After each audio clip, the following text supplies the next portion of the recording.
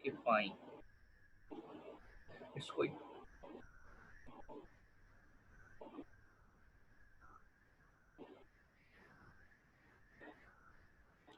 ठीक है, group and the teamwork. Our title is the topic of today's is group and the teamwork. Or yes, in the beginning, we have divide the OB into three model: individual, group, and the third one is organization. So this one is the second part. So this one is the second model, which is called the group. Or in group, we will what we study about. We with the help of sociology, with the help of culture studies, we will better understand the group behavior, the team behavior, right? Just the previous topics say would all those are belongs to the individual personality, motivation, perception, uh, individual differences. All these are the belongs to the individual part. Okay, and from the next model is group. अब group में हम क्या study करेंगे? Group work, team work क्या होता है, communication कैसे better होता है, लीडरशिप, कॉन्फ्लिक्ट, जो आपस में कॉन्फ्लिक्ट क्रिएट हो जाते हैं, negotiation, किस तरह से आपस में negotiate किया जाएगा. All these are the topic included in the group model. And today we are going to discuss the group and the teamwork. So these are the exam questions. You define group, what are the types of group, what are the stages of group formation, or strength and weakness of group decision making, and the special properties of the group. These are the group, and the second part is the team. And what is the difference between the group and the teamwork? Okay, fine. What is group? Two or more individual when interacting and interdependent with each other. The first thing is that two or more people are there and they have a common goal. They both are interacting with each other and they are independent with each other. So this is called the group. Large number of people are not said to be a group. They are said to be a mob. They are said to be a mass. Group के लिए क्या जरूरी है कि all the people have a same goal. All the people are interdependent and interconnected. These two words are very important. Interconnecting and interdependent with each other to achieve a some particular goal. That is said to be a group. जैसे आपकी class है तो all class have a same goal and objective. If you make a some group, तो all group have a some particular task, right? लेकिन एक हुजूम जो होता है, too many heads are there doesn't mean a group. Too many heads are there, it doesn't mean that is a group. There is a mass, there is a mob. वो एक हुजूम सा है, वो group नहीं है. तो group is are those group are said to be those who have some particular goals and objectives. Clear it? Okay, fine. We can divide the group into two. One is formal, another is informal group. Formal group, which is designed and assigned by the office designation, by the top management, by the general manager. They assign you the some tasks. They assign you. They structuring you, right? This one is said to the formal group. An informal group, you make it by your interest, by your cooperation, by your mutual cooperation, and naturally you respond to make some social relation and contract between them, right? To improve the performances. So one is formal group. Formal group is based on what? Based on designation, delegation, or assigned by the some superior top management. And informal groups are the friendly one for mutual cooperation. You will make by your own voluntarily to make that group, right? And further we have to be classify that group into uh, further subdivided into formal group into two and informal into two. That's why we have said that we have more forms of groups are there. So if we discuss what are the types of groups, so you say formal and the informal group. Formal groups की वजह क्या होती है? Some are command, some are task, some are functional. What does it mean? Command means instruction, and instruction by the top management. Task group for a particular task force completing a some venture, right? And functional for particular function like HR function, account function, IT function. So formal groups for are very aligned and designated to command some instructions, to complete some task, or to do some specific function. This one is a formal group. Done. And what are the informal group? Informal group has common interests. Due to some interest, due to some common interest, you have a very good relationship, friendship relationship with each other. And the third one is you have some references with with anyone, you know them. अक्सर आप group बनाते हैं during the class, अगर आप देखेंगे तो under the one course you all are combined together. But in whole university you have different friend circle are there, and you will make a group, senior to junior, junior to seniors, and many other. Due to what? Voluntarily make a group, due to your interest, due to your friendship, due to your references of each other. So informal groups are like a social, voluntarily, and for the common interest and for the cooperation. And the formal group are assigned by the top management to fulfill some task. ठीक है, clear होगी? Formal and formal group समझ आ गया। बिल्कुल office के अंदर जब आपको एक टीम बना दी जाती है, ग्रुप बना दी जाती है, आपका एक बैच होता है जिसके साथ मिलकर आपने काम करना है, वो फॉर्मल है। लेकिन उसके अलावा भी एक कुलीग्स आपके साथ होते हैं कि उनके साथ आपकी फ्रेंडशिप बन जाती है कि आपका कम्यूट सिमिलर सिमिलर है, रूट एक सा है, या आपका जो है वो एक रिलीजन सेम है, आइडियोलॉजी सिमिलर नज़र आती है। ठीक है, इस तरह से और कोई एथनिक डिफरेंस की वजह से जो आपको एक सा लगता है, आप का की जो है वो एक बाउंडिंग बन जाती है। तो एक फॉर्मल ग्रुप होता है हर ऑर्गेनाइजेशन में, और एक इनफॉर्मल ग्रुप होता है। ठीक है, अब वाई पीपल ज्वाइन ग्रुप, क्यों लोग जो है वो ग्रुप के अंदर जो है वो ज्वाइन करते हैं और रहना पसंद करते हैं?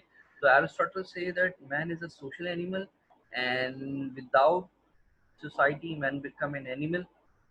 सो मैन लाइक टू बी, और प्रीवियसली आप लोगों ने इतनी अच्छी प्रेजेंटेशन भी दी थी अब्राहम मैस्लो पे, तो उसमें भी आपने हमें यही बताया था कि भाई this one is a social needs, human need social needs.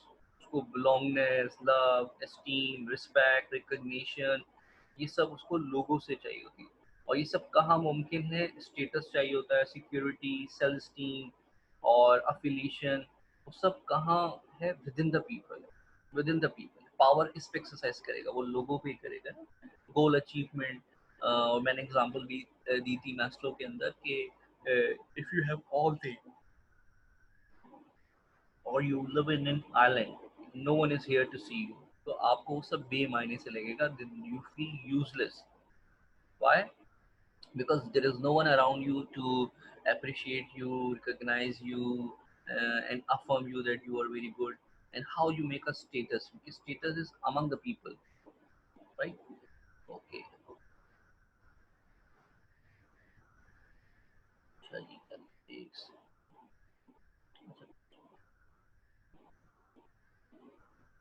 ठीक है। अच्छा, अभी हेरा कह रहे हैं, sir my topic for presentation social learning, so we present a presentation now. Next session में कर ले, सेकंड हाफ सेशन में कर लेना, ठीक है ना? बस आपको जरा अच्छे से इसको कंप्लीट कर लेते हैं, फिर सेकंड हाफ में कंडक्ट कर लेना, ठीक है? हाँ, इसमें कर लेना थोड़ा सा। हाँ हाँ, वो वैसे भी थोड़ा सा हमारा लेट सेशन स्टार्ट हो गया था, लेकिन कोई बात नहीं, हम उसको एक्सटेंड कर देंगे आगे। तो आपके पास है नहीं ना शायद? हाँ, वो मेरे ब्राउज़र बिल्कुल स्टक हुआ था, माइक प्रॉपर्ली काम नहीं कर रहा था। हाँ, तो सेकंड हाफ में रख लेते हैं। सेकंड हाफ में आप लोग जो जो रेडी हैं वो जो है वो, ठीक है, जो जो रेडी हैं वो हैंड रेस कर देंगे सेकंड हाफ के अंदर, फिर हम आपकी जो है ना प्रेजेंटेशन जो है वो कंडक्ट करेंगे। अच्छा, मैं स्क्रीनशॉट ले लेता हूँ सेकंड हाफ की अटेंडेंस का।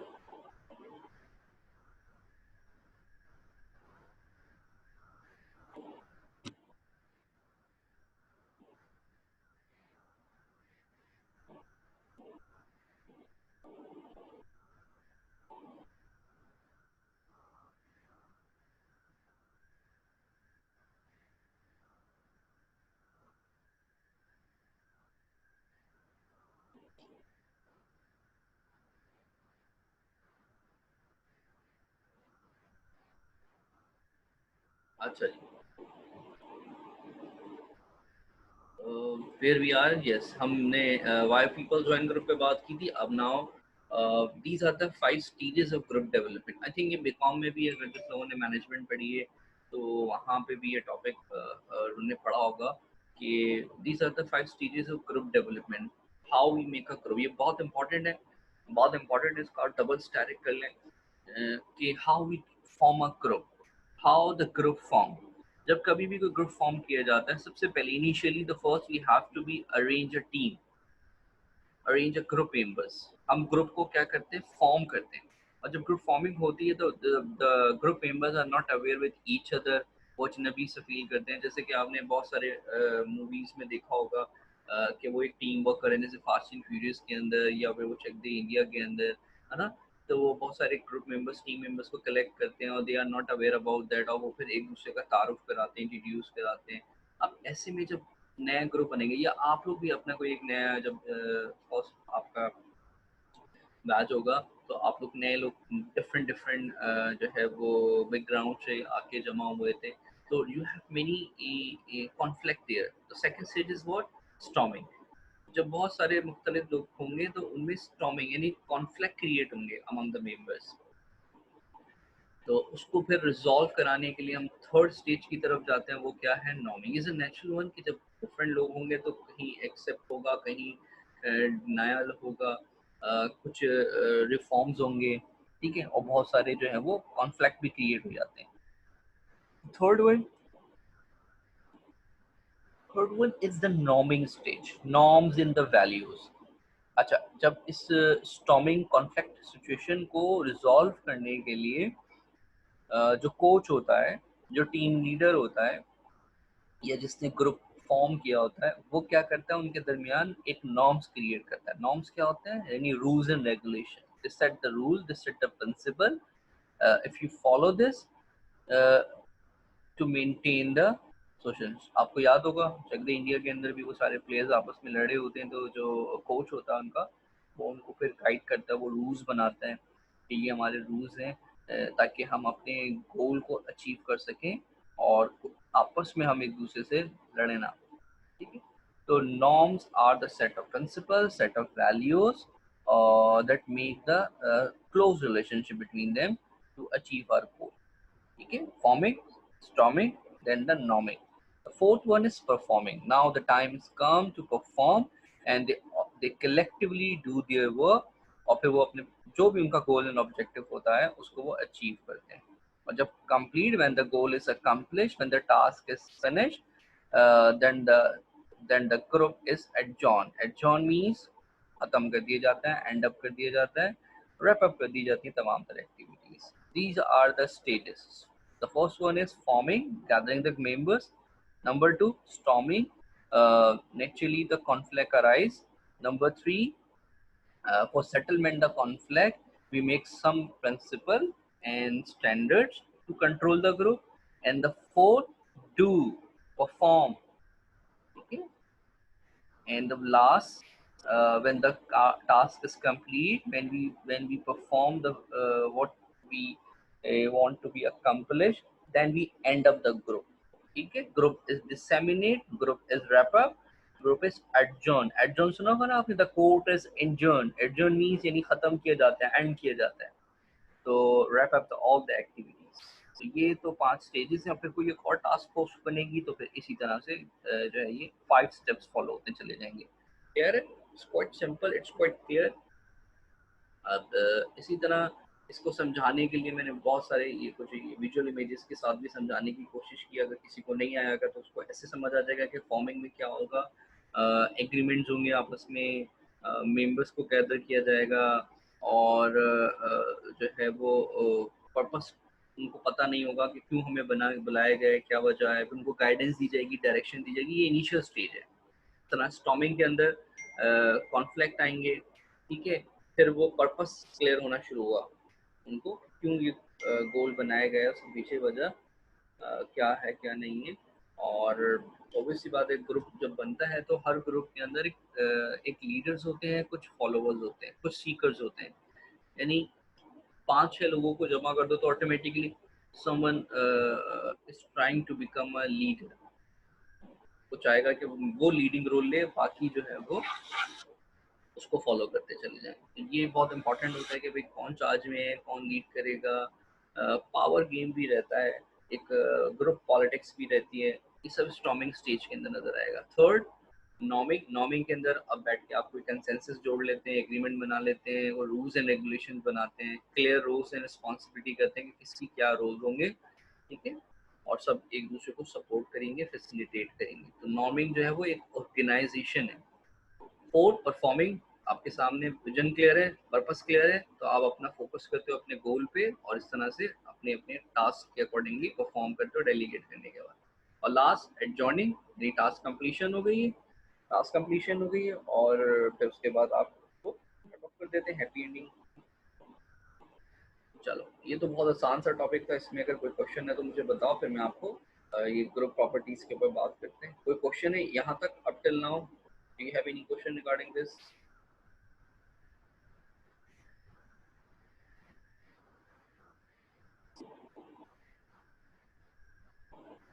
ईमेल के जरिए ना, ईमेल के जरिए प्रेजेंटेशन सेंड कर देंगे ना।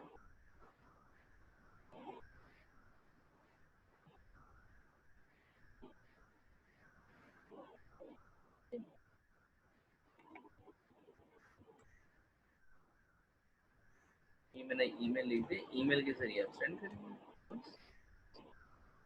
चले, अभी हम ग्रुप प्रॉपर्टीज पे आ जाते हैं। ग्रुप प्रॉपर्टीज पे ज्यादा बात नहीं करेंगे, इजी सा टॉपिक है ये। यानी एक ग्रुप की परफॉर्मेंसेस होती हैं, तो उसके अंदर क्या क्या प्रॉपर्टीज होती हैं ग्रुप के अंदर।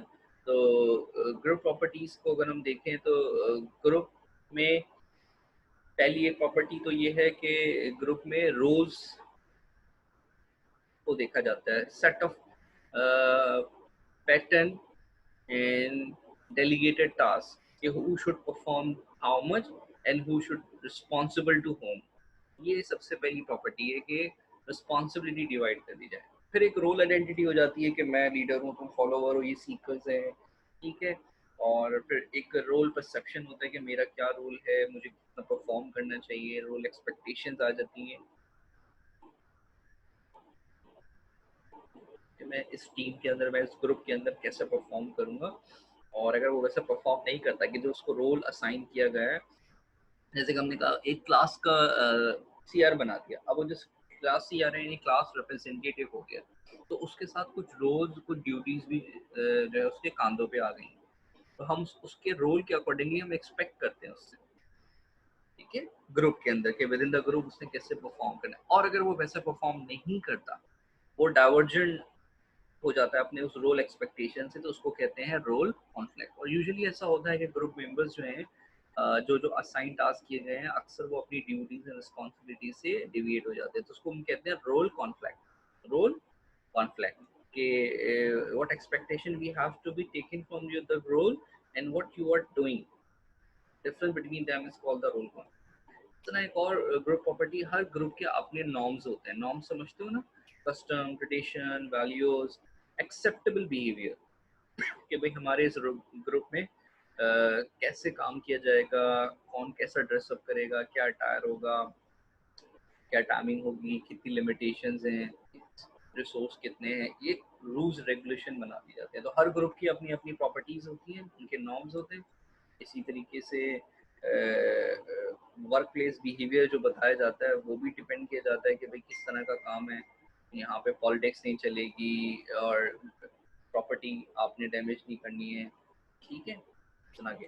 और तीसरा बहुत आसान सी प्रॉपर्टी है, वो स्टेटस है, ठीक है। अब स्टेटस मैं आपको बार बार बताता हूँ, स्टेटस के बारे में मैंने शायद पहले भी कहा था। स्टेटस क्या है? स्टेटस एक पोजीशन होती है।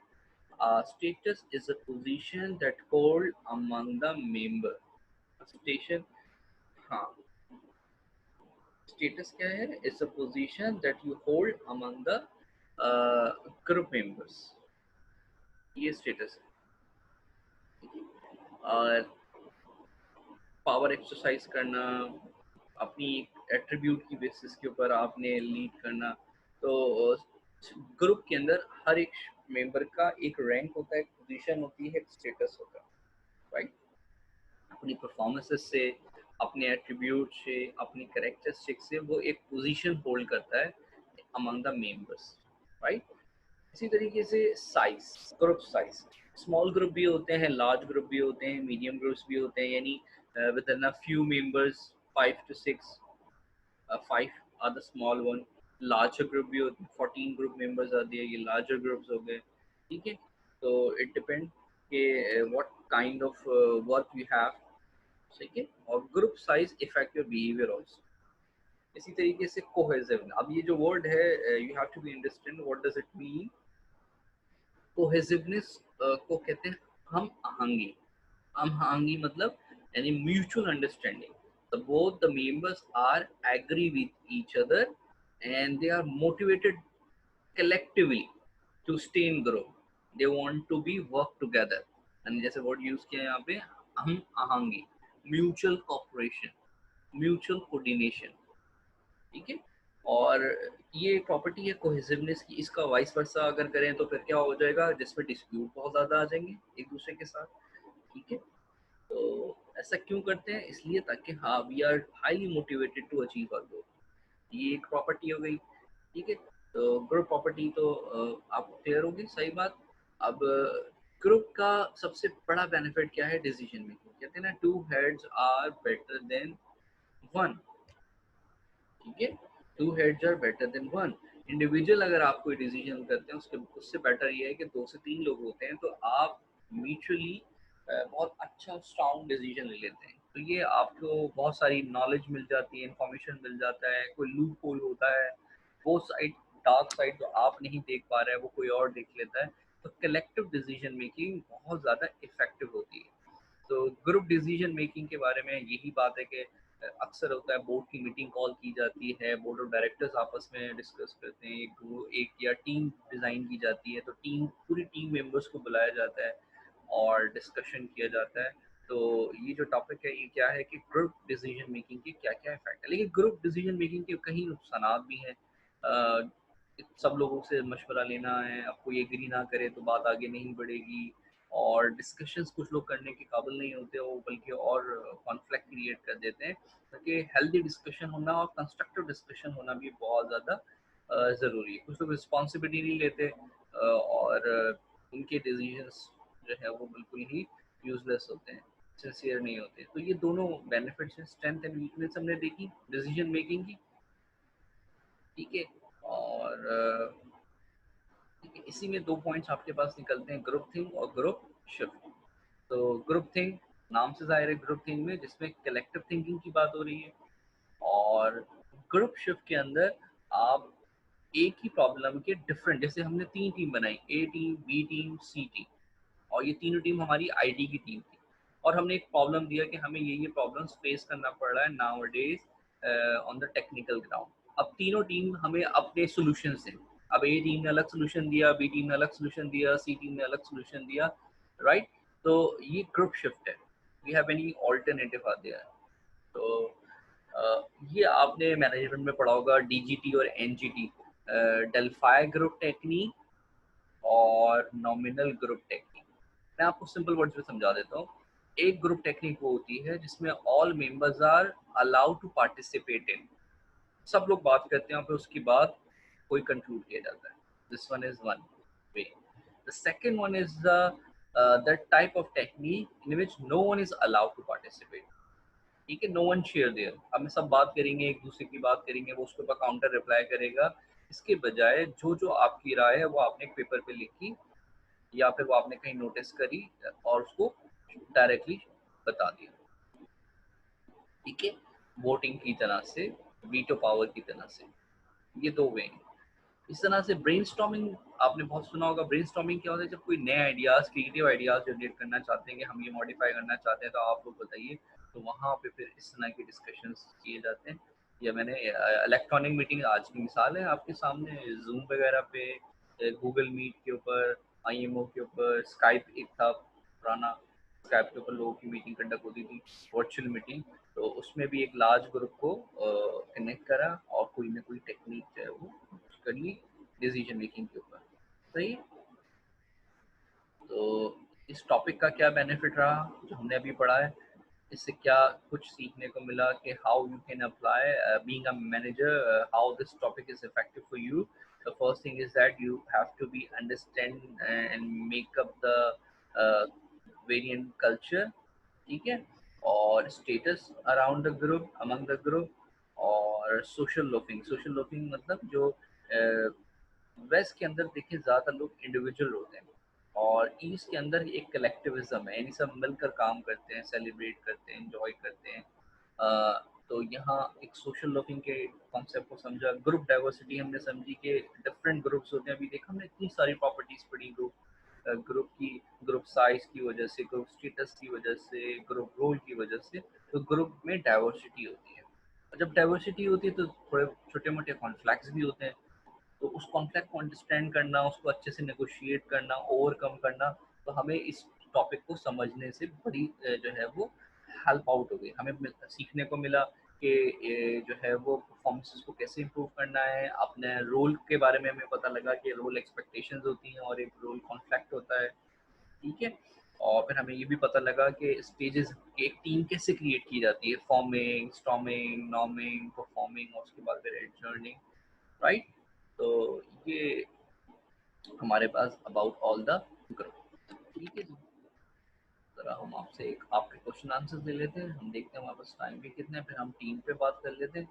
और हाँ, टीम के ऊपर बात करते हैं. कोई क्वेश्चन है आपको? Any question regarding this? Is a quite simple topic, it's quite simple topic. अब हम टीम पे बात कर लेंगे.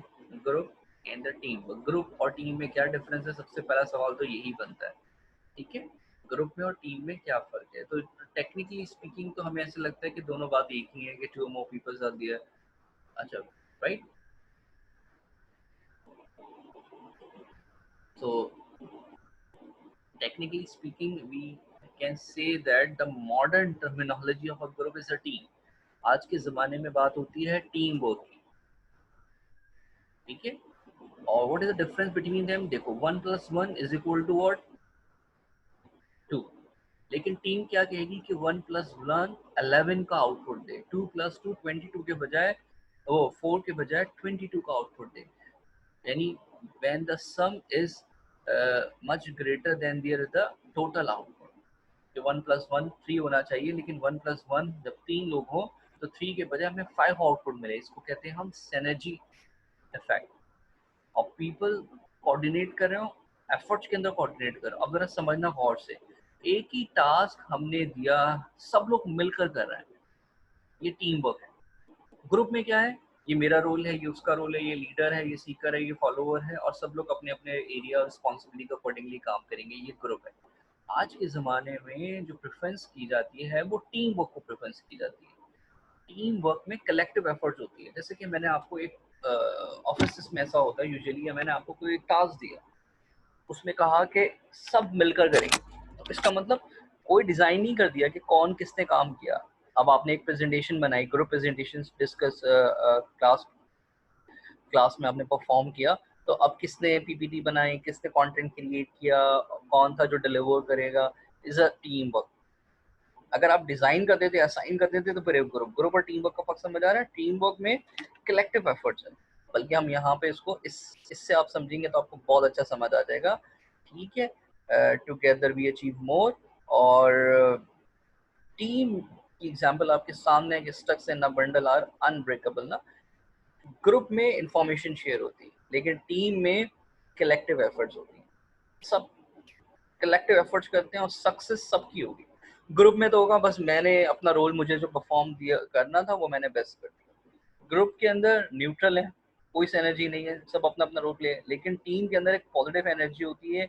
अगर कोई नीचे गिर रहा है, फेल डाउन हो रहा है, उसको राइज अप करना, उसको मोटिवेट करना, उसको अपलिफ्ट करना, और अपना काम कंप्लीट करने के बाद दूसरे का काम कंप्लीट भी करना है. क्यों? क्योंकि यहाँ पे बात कलेक्टिव एफर्ट्स की है, यहाँ सिर्फ अपना अपना रोल प्ले करने की बात नहीं. तो यहाँ इंडिविजुअल नहीं बल्कि म्यूचुअल रिस्पॉन्सिबल होते हैं. यहाँ पे रोल सबके नहीं होते बल्कि कॉम्प्लीमेंट्री टास्क है. तो ये थोड़ा सा फर्क है ग्रुप में और टीम वर्क में. आपके सामने यहाँ पे डिफरेंसेस नजर आ रहे हैं. टीम में लीडरशिप का कोई एक लीडर नहीं है, सभी लीडर है, सबको रोल शेयर्ड होता है टीम के अंदर. सब लोग रिस्पॉन्सिबल, इंडिविजुअल कोई रिस्पॉन्सिबल नहीं है, ग्रुप रिस्पॉन्सिबल है। टीम के अंदर जो पर्पस होता है वो टीम के लोग डिसाइड करते हैं, कोई उनको डिजाइन नहीं करता। कलेक्टिव एफर्ट्स होती हैं, इंडिविजुअल नहीं होती हैं। तो ये बड़ा पॉपुलर आज के ज़माने में। तो बहुत सारी टीम्स बनाई जाती हैं। एक तो प्रॉब्लम सॉल्विंग टीम होती है जो 5 से 12 मेंबर्स की, एम्प्लॉइज़ की बनाई जाती है, और जिनका काम ये होता है कि वो क्वालिटी और एफिशिएंसी को इम्प्रूव करे। प्रॉब्लम सॉल्विंग है ना, प्रॉब्लम सॉल्विंग का मतलब कोई ना कोई हमें प्रॉब्लम फेस आई और हमने एक फोर्स बना दी, टीम बना दी, जिसका टास्क है कि वो इस प्रॉब्लम को सॉल्व करे इतने आवर्स के अंदर। सेल्फ मैनेज वो टीम्स कौन सी होती हैं? जो अपने सुपरवाइजर की रिस्पॉन्सिबिलिटी को फुलफिल कर रही होती है। 10-15 लोगों का एक हमने टीम बनाई और हमने कहा कि आप इनको लीड करेंगे और आपने कलेक्टिवली जो है वो परफॉर्म करना है। जैसे टास्क फोर्स बनाई जाती है अक्सर। क्रॉस फंक्शनल टीम के अंदर, क्रॉस फंक्शनल है तो इसमें डिफरेंट टास्क दे दिए गए। देखो फंक्शनल, जैसे एचआर का फंक्शन भी है और आईटी का फंक्शन भी है, ठीक है, अकाउंट्स का फंक्शन भी है। तो एक ऐसी टीम बना दी जो तीनों में परफॉर्म कर रही है। यानी एक साहब अकाउंट्स में भी डील कर रहे हैं तो मैनेजमेंट इस तरह पूरी टीम मिलके सारे काम। ऑफिस में अक्सर होता है कि एक तो सबकी ड्यूटीज होती हैं आप आईटी के, लेकिन एक कुछ टास्क में अगर एक टीम बना दी है जिसमें सब मिलकर कलेक्टिवली एफर्ट्स करो, जिसको कहते हैं क्रॉस फंक्शनल टीम। तो ये देख लें आपके सामने, ये डायग्राम के जरिए भी आपको बात समझ आ जाएगी। पुराने ज़माने में ऐसा होता था कि एक जो है वो लीडर होते थे और वो कहते थे मेरी सुनो, मैं टीम को लीड करूँ, मैं प्रोजेक्ट हेड हूँ। लेकिन आज के मॉडर्न टाइम में कोई लीडर नहीं है, सब सर्वेंट है, और लीडर को भी उनकी तरह से ही परफॉर्म करना है। तो everyone is a leader, everyone is a servant. तो ये आज का नया कॉन्सेप्ट है टीम के अंदर। तो लीडरशिप जो है वो शेयर्ड हो गई। क्लियर हो गया? तो इस तरह से टीम जो है वो आपकी इफेक्टिव टीम बन जाती है, ठीक है, कंपोज रहती है, बहुत अच्छे से परफॉर्म करती है। तभी तो हमने कहा था एक्रोनिम क्या है, together everyone achieve more, this is called the team, right? तो कंटेक्स्ट की बात हो रही है। कंटेक्स्ट में यानी रिसोर्स क्या है, एक दूसरे पे कितना ट्रस्ट करते हैं, रिवॉर्ड सिस्टम क्या है।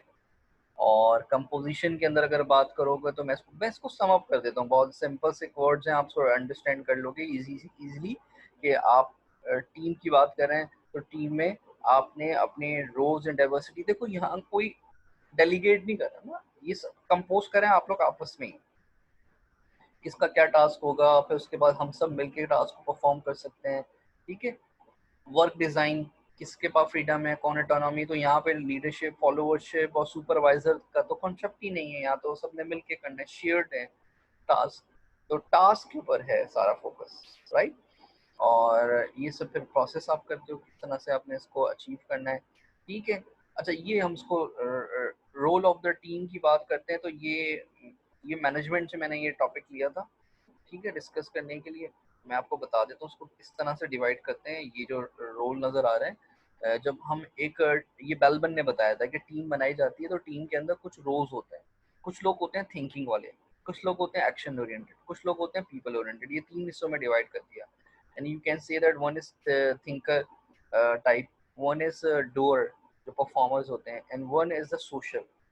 अब थिंकर को डिवाइड करते हैं फर्दर 3 के अंदर, जैसे कि वो प्लानिंग करना, चीज़ों को प्लान करना, मॉनिटर करना, उसको कंट्रास्ट इवेल्युएट करना, और उनके स्पेशलाइजेशन, ये हो गए थिंकिंग। इस तरह से परफॉर्मेंस एक्शन ओरिएंटेड के अंदर जो चीज़ों को एग्जीक्यूट कराते हैं, इम्प्लीमेंट कराते हैं, है ना, और चीज़ों को फिनिश करते हैं। पीपल यानी कुछ टास्क ऐसे होते हैं जिससे हमें लोगों की ज़रूरत पड़ती है, लोगों को आपस में कोऑर्डिनेट करना है, उनको टीम वर्क सिखाना है, और जो है वो उनको रिसोर्स देने, ह्यूमन रिसोर्स देने। तो ये हमने बेलबन से, बेलबन के टीम रोल से हमने डिजाइन किए हैं। आप आसान लफ्ज़ों में समझें, one is thinking oriented, they are the thinkers type, another one is action oriented यानी performer doer, and the third one is people oriented, you can say the social one, ठीक है। और यहाँ पे आपके सामने नजर भी आ रहा होगा इसको अच्छे से। ये आपने मैनेजमेंट में भी पढ़ा था, मैनेजमेंट में भी आपने इसको देखा होगा, ठीक है, कि इनोवेटर होना चाहिए और गुड्स एंड आइडियाज को क्या करे, एवेल्युएट करे, स्पेशलाइज हो, ठीक है, एक्शन के अंदर चेंज करे, शेप करे, इम्प्लीमेंट कराना, फिनिश करना, और लोगों के साथ कोऑर्डिनेट करना। तो इस तरह से टीम में रोल्स जो है वो डिफाइन डिज़ाइन हो गए। तो ये कुछ ऐसी ही मोटिवेशनल चीज़ें हैं कि आई से वी हमें करना पड़ता है, तभी हम अपनी टीम को इम्प्रूव कर सकते हैं। ठीक है, अगर आप कहते हैं बस मैं ही हूँ, मैं ही करूँगा, बस मैं खुद करूँगा, ऐसा नहीं है। दरिया में कतरे की मानन गुम हो जा, अपने आप से बाहर निकल और तुम मजा। तो हमें जो है वो अपने आप से बाहर निकलना, अपनी इगोइस्टिक बिहेवियर को ख़त्म करके एल्ट्रिस्टिक बिहेवियर रखना पड़ता है, यानी care for other, love for other और कलेक्टिव एफर्ट्स। तो तब जाके एक टीम सक्सेसफुल होती है, right. So team work make the dream work. तो जब भी आज के ज़माने में आपने देखा होगा जो मोटिवेशनल स्पीचेस होती हैं या टीम के अंदर, वो टीम वर्क पे ज़्यादा बात की जाती है, टीम बिल्डिंग एक्टिविटीज़ के ऊपर जो है ज़्यादा काम किया जाता है। टीम प्लेयर की बात की जाती है कि टीम प्लेयर बनो, ठीक है। Individually we are one drop and together we are an ocean, right. तो सही है। इस टॉपिक को पढ़ के क्या सीखने को मिला? एक तो दुनिया में डिफरेंट टीम्स होती हैं, वो किस तरह से काम कर रही हैं, किस तरह की टीम्स होती हैं। सेल्फ मैनेज टीम्स के बारे में हमने सीखा, यानी जो सेल्फ मैनेज क्यों कह रहे हैं, सेल्फ ऑर्गेनाइज है, आपस में खुद से डिवाइड कर दिए टास्क, और with team की culture diversity performances. So in a short way you can say that teamwork is improve your performances, teamwork achieve your dream। ये जो लाइन है सबसे बेस्ट है कि teamwork makes the dream work। so that's all about the group and the teamwork। I hope you will be better understand all this topic। अच्छा, ये Google classroom पे मौजूद है आपके पास, बिल्कुल इसी तरह से, इसी फॉर्म में। और डिटेल रीडिंग के लिए आपके पास बुक है, उसके अंदर भी चैप्टर और मज़े मज़े के केस स्टडीज दिए हुए, एग्जांपल्स दिए हुए। आप उसको पढ़ोगे, आपको अच्छा लगेगा, मज़ा आएगा। अच्छा, अब हम जो है वो सेशन एंड होने जा रहा है हमारा, हम जो है वो ठीक है, सेकेंड हाफ जो लेंगे उसके अंदर फिर हम आप लोग की प्रेजेंटेशन कंडक्ट कर लेते हैं। Those who are ready,